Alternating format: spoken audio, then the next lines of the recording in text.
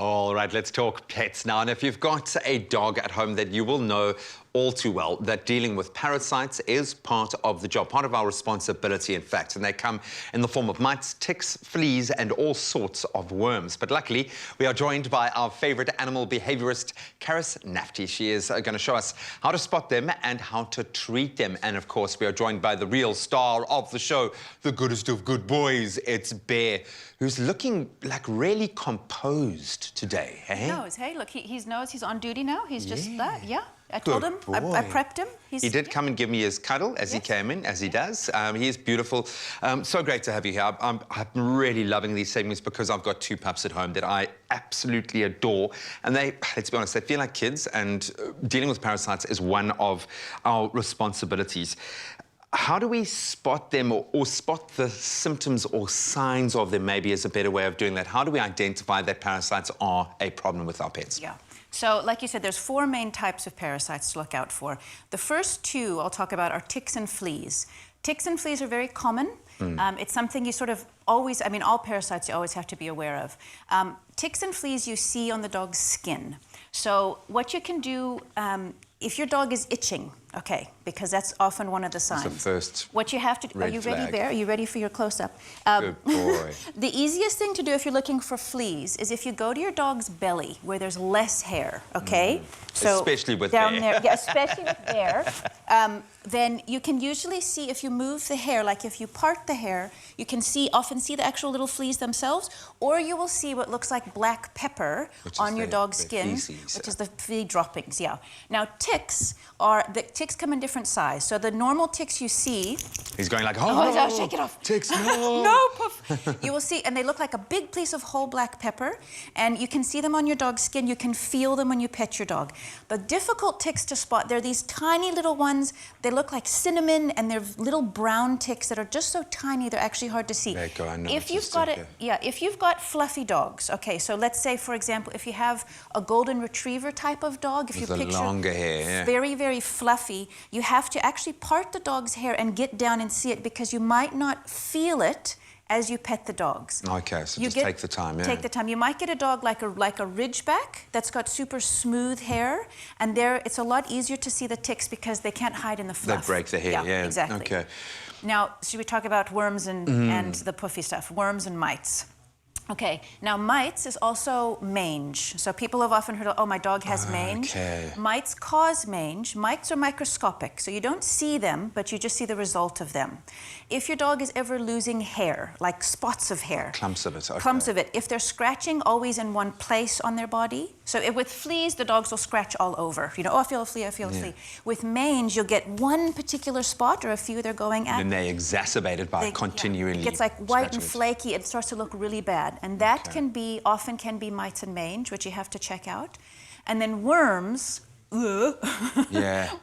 No one wants to talk about worms. But they are so common, yeah. It's part of animal ownership. So the signs to look for worms are a dog that's suddenly drinking a lot. Sometimes I might get like a little pot belly, like their belly bloats out a little bit. Okay. They can have diarrhea, they can have loose stools suddenly or not so suddenly. Their appetite might change, and they often just look maybe a little bit sick. And depending on the severity, they might look more or less sick, but look for changes in water consumption, belly size, and what they're feasting. You always got to look. And you know your dog, and you have the advantage of being up close and personal with your dog every day. So, I mean, it's worth monitoring behavior as much as it is looking for those signs. Do these parasites pose a danger to humans? Well, yes, they can. So certainly tick bite fever is a problem that dogs can get from ticks, and people can also get tick bite fever. So if you Which can be quite serious. It can be super serious, and you can get ticks just like your dog walking in the grass, walking on the mountain. So always check yourself, check your ankles if you've got ticks.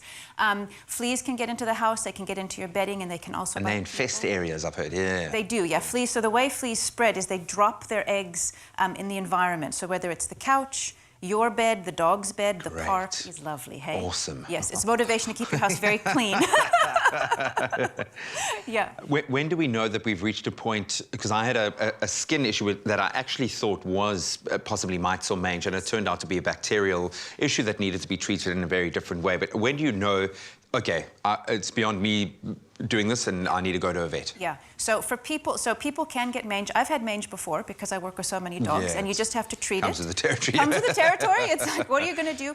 If your dog, as you said, you know your dog. If your dog is obviously unwell, you need to go to the vet. If it's something like fleas you can treat yourself because it's very common, very treatable. They're everywhere. Same thing with ticks. If your dog is not eating properly, if they're lethargic, if their skin is physically troubled, if you can see any parts of their skin where the hair is not growing back, you should go to your vet. Okay, rather better safe.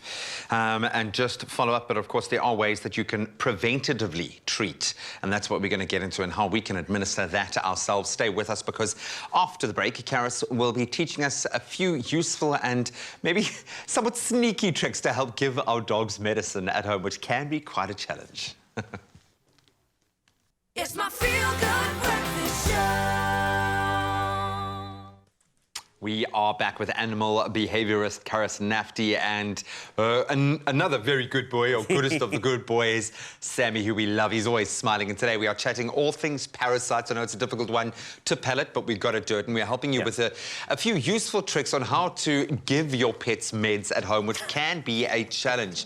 Because just like humans, we're not all that keen on tablets. But Sam seems game this morning. This is his favorite carpet. Hey, it's your favorite carpet, He comes here for boy. the carpet, yeah. Yes, it's your favorite Oh, carpet. happiness. Hey, good boy. Oh, there we go, there we go. Happiness, You there got we it. Good boy. Now, see, that's the thing. So dogs scratch, okay? Yeah. So don't be, your dog scratches like we scratch. You get itchy. But the dangerous scratching is where it's really, really concentrated and super intense. On one then spot. There's usually a reason for it. Yeah. Good Yeah. boy.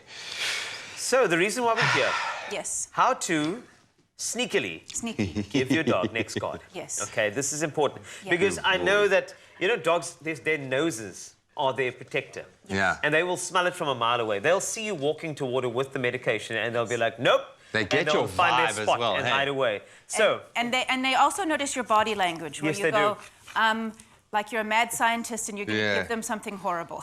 Man, So- get that before, like, cleaning like a bath. You look like, where's Leo? How does he know? Yes. Where's Leo gone? Because you're trying to be subtle and you actually crap at it, yeah. So when you're going to give your dog, now we're lucky, I'm going to show everybody now, NexGard is great because it actually tastes good, so dogs like it, they Okay. eat it. But there are plenty of times when you have to feed your dog something maybe they're not so keen on. So the first... It's like an antibiotic. Ooh, yeah, stuff, oh, they hate that stuff. So, So the first thing to do is plan ahead and take the tablet out and put it near the treats, maybe an hour before you're going to give it. So there isn't any of that sneaking to the medicine cabinet. That in sound. itself is very sneaky, Smart, Karis. right? Yeah. Very sneaky. So, and then you call for treats. And what I like to do if I have to give a tablet that the dog isn't going to like is I'll get 4 treats ready, all delicious. Oh. And I'll show you, because I have a treat in my You look like pocket. such a nice person, but you're actually really Pretty crafty. mean. Yeah. Eh? I know, but I try to use my meanness for good. Okay, so if you have 3 treats, okay, and because dogs always yeah. get excited about the next treat, even if they're eating a treat now. So, for example, I would put the tablet in the second treat and I'd wrap it up. And you do a quick fire, 1, 2, and 3. And because you have the next treat ready, they don't notice even thinking the about puffy it, smelling yeah. one in the middle. So you go boom, boom, boom. And Wow. just having that next treat available will make them swallow to eat it. And the smell of it also distracts them from the thing that's in their mouth. Brilliant. Okay? That's Absolutely. the easiest way to do it. easy peasy. How often, because I love the fact that this is preventative, Yes. and it also treats against all parasites in one foul swoop, which is great. How often do we need to be topping up? Yeah, so you should do NexGard once a month. And the trick with any whatever parasite preventative you're using is you want to keep up with it.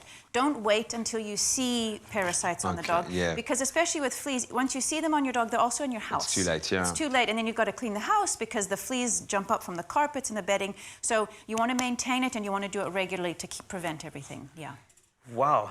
You know, I'm just thinking about that little strategy as well. I'm also worried now because if my TV's on at home, you just said treats a couple of times. Yeah. There is... You know how many dogs are sitting by their TVs Yes. right now, or sitting Crying. in the kitchen waiting? Yes, Like- listening to Dad crying for cookies, Yeah. yes.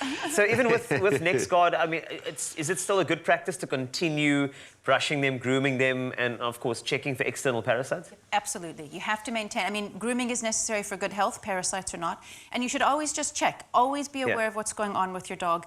You groom for any reason, for any kind of cut they might have. Sam's grooming his foot now. So anything, always take care of your dogs. Don't let your parasite treatment be an excuse not to groom them, because you always have to keep an eye on what's going on. And it's also a good way to check in, because it's those subtle behavioural changes. Every time we've spoken about the more serious stuff, often that first red flag is a change in behaviour. So just spend a bit of time with them in that sense.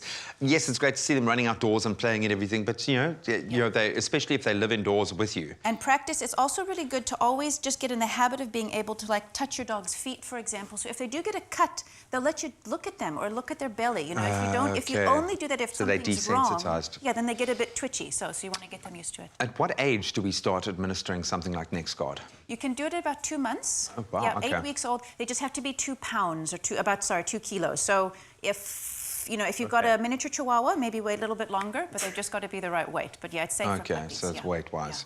Wow. Okay. This is some good strategies you're giving us as well. Yes. We might actually use them on humans too, if they don't want to take medicine. But it's really a powerful thing, because it's important to look after our doggies. Sometimes, you know, you just think taking them for a walk is enough, but you have to do that sort of the finite stuff that really matters. Yeah, no, dog ownership is a broad is. thing. Should we show everybody how delicious the NexGard is? Please. Yes. Okay. When you say delicious, are you going to feed me one, or no? I'm kidding. Not today, Carl.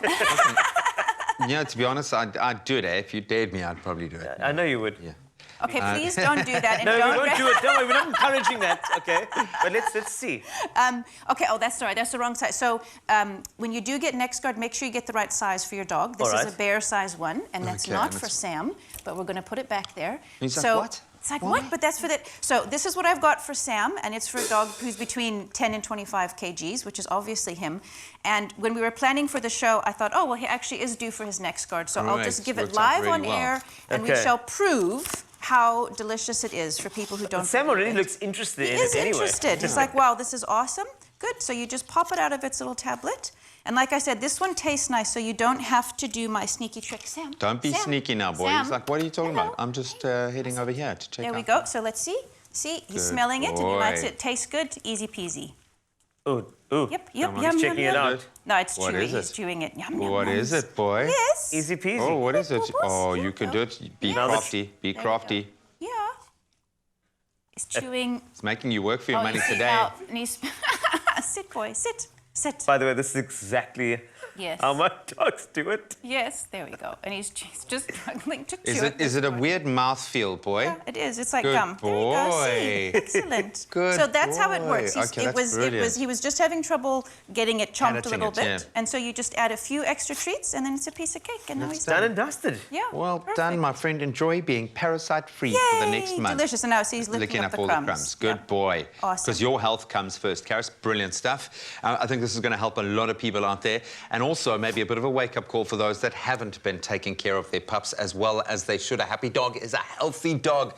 And NexGard Spectra is a tasty, as we've proven, soft, braised, beef-flavoured chew that can be given with or without a treat to your dog. You can even just pop it in their food, actually. And the product offers the broadest parasite coverage of any oral treatment and has an excellent safety profile for dogs of all ages and sizes, including puppies from 2 months, we've heard.